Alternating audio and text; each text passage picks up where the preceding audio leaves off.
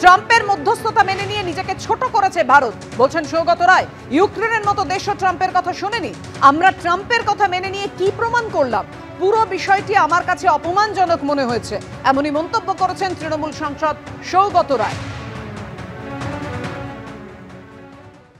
ভারতবর্ষ ট্রাম্পের মধ্যস্থতা মেনে নিয়ে নিজের সম্মানকে ছোট করেছে। সবচেয়ে অপমানজনক সেটা হচ্ছে ট্রাম্প বলেছে যে আমি যুদ্ধ থামিয়ে দিলাম। আমি বলেছি যে তোমরা যুদ্ধ থামাও, নইলে তোমাদের ট্রেড ব্যবসা বন্ধ হয়ে যাবে। এটা আমার আশ্চর্য লাগে। ইউক্রেনের মতো দেশ প্রকাশ্যভাবে ট্রাম্পের কথা মানল না। হামাস তারা অত আক্রান্ত হচ্ছে ইসরায়েল দ্বারা, তারা মানল না। আমরা দ্রুত ট্রাম্পকে মেনে নিয়ে আমরা কি প্রমাণ করলাম?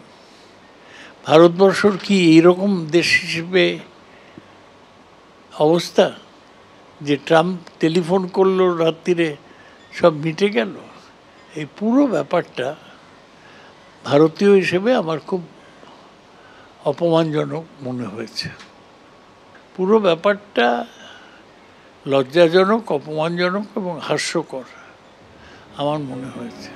ভবিষ্যৎ অপেক্ষা করুন, যখন সারা দেশের মানুষ সেনার জয় জয়কার করছে, যখন ভারতবর্ষ তার সামরিক শক্তি, তার রাজনৈতিক অবস্থান, তার কূটনৈতিক অবস্থানকে বিশ্বের সামনে প্রতিষ্ঠা করেছে, প্রাসঙ্গিক করেছে, এবং বর্তমান অবস্থার পরে বিশ্ব অস্ত্রের বাজারে যখন ভারতবর্ষের একটা নতুন করে উত্থান হচ্ছে, তখন হতাশা থেকে কিছু রাজনৈতিক দল এ ধরনের বক্তব্য রাখছেন।